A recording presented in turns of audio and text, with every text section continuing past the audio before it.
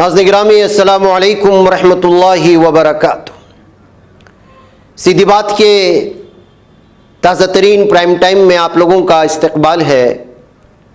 नाज़रीन गिरामी, मैं अंसार अजीज़ नदवी इस वक्त एक और मौजू पर आपसे गुफ्तगू करने जा रहा हूँ, और ये गुफ्तगू भी है मुंबई से ही ताल्लुक़ रखने वाली, और इस मौजू को भी छेड़ा है मशहूर सहाफ़िया सुजाता आनंदन की तहरीर ने। और वो ये है कि मुंबई में ज़ात पात किस तरह उरूज पर आती है, मामूली सुर्खी जब बन जाती है।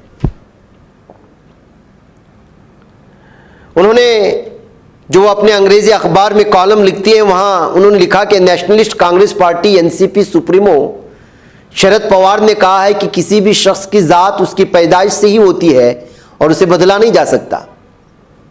उन्होंने कहा कि मेरी ज़ात पूरी दुनिया जानती है। मैंने वायरल हो रहे सर्टिफिकेट्स को देखा है।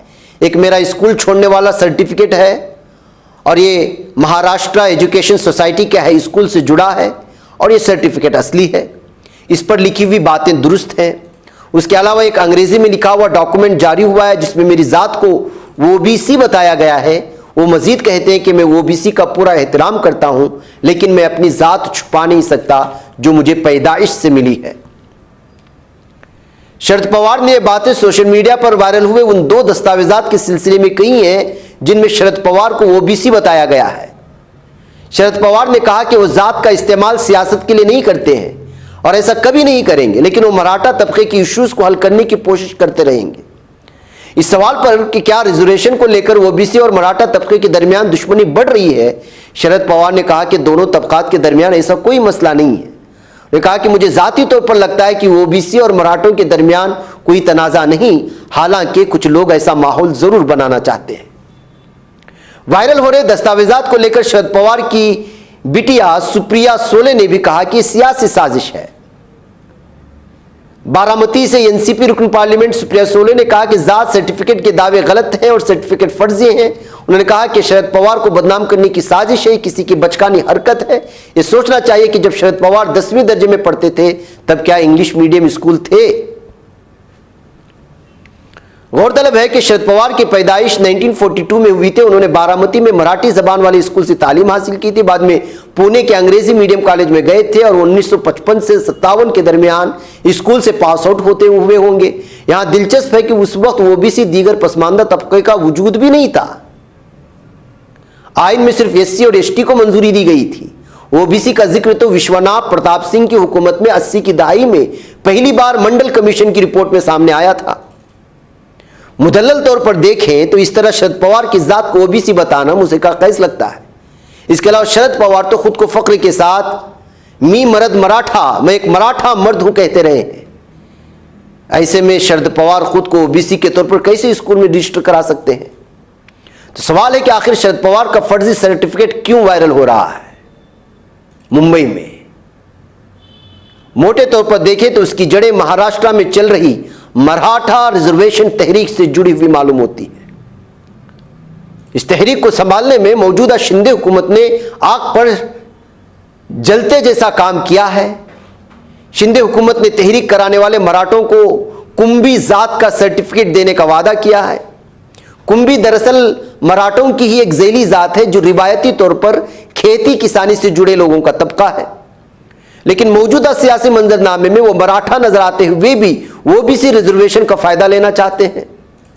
गालिबन इसी की तरफ इशारा करते हुए महाराष्ट्र के नायब वजीर आला अजित पवार ने कहा था वो अपनी बेटी की शादी के वक्त तो मराठा हो जाते हैं, लेकिन मुलाजिमतों में फायदे के लिए ओबीसी बनने से परहेज नहीं करते। शरद पवार को ओबीसी बनाने के पीछे एक डायरेक्ट सियासी वजह भी मानी जा सकती है। 80 की दहाई के मंडल तहरीक के दौरान मराठों ने पहली बार ओबीसी कैटेगरी में रिजर्वेशन का मुतालबा किया था, तो उस वक्त शरद पवार महाराष्ट्र के वजीर आला थे। उन्होंने इस मुतालबे को खारिज कर दिया था। अलबत्ता उन्होंने 52 छोटी और बेअहम जातों को ओबीसी में शामिल कर लिया था। इसलिए जहां ओबीसी उसके लिए उन्हें सबसे अजीम ओबीसी लीडर की शक्ल में तारीफें कर रहे हैं, वहीं कुछ लोग उसी जात को सियासी शरारत करने के लिए इस्तेमाल कर रहे हैं। महाराष्ट्र के वोटर्स में मराठों की आबादी तकरीबन 33% है, लेकिन सारे मराठे एक जैसे नहीं है। मराठों के तकरीबन 96 कुल जुमरे हैं उनमें से 6 को राजशाही कुल माना जाता है, जैसे बड़ौदा के गायकवाड़ को, ग्वालियर के सिंधिया, इंदौर के होलकर, भोसले, देशमुख और जादव। लेकिन ऐसे भी कुल हैं जिनका शजरा राजस्थान के चौहान और सिसोदिया से मिलता है। दिलचस्प बात यह है कि मौजूदा वक्त के महाराष्ट्र में सबसे मजबूत लीडर माने जाने वाले शरद पवार उनमें से किसी भी नस्ल से नहीं है। वो एक मामूली मराठा किसान कुंबे से आते हैं और शायद इसीलिए वो खुद को किसान ही कहते रहे हैं। गालिब यही वजह हो सकती है कि एसवी चौहान, पृथ्वीराज चौहान और विलास राव देशमुख जैसे दीगर मराठा लीडरान से उनकी ज्यादा बनती नहीं है। शरद पवार की सियासत हमेशा अशराफिया मराठा को सियासत में या सरकारी सतह पर आला ओहदे पर फाइज होने से रोकने वाली रही है, लेकिन वो इसमें हमेशा कामयाब भी नहीं हुए हैं। शरद पवार को ओबीसी साबित करने की शरारत के पीछे वो सियासी बहस भी हो सकती है जिसमें मुल्क की आबादी में हिस्सेदारी के मुताबिक हक देने की दलील दी जा रही है और जात पर मबनी मर्दमशुमारी को बड़े सियासी इश्यूज के तौर पर सामने रखा जा रहा है। जैसा कि इससे पहले भी मैंने तस्करा किया था, बिहार के बाद कितने ऐसी रियासतें हैं जो कह रही हैं कि जात पात पर मर्दमशुमारी होनी चाहिए और इसी के तहत उनको नुमाइंदगी मिलनी चाहिए हुकूमतों में।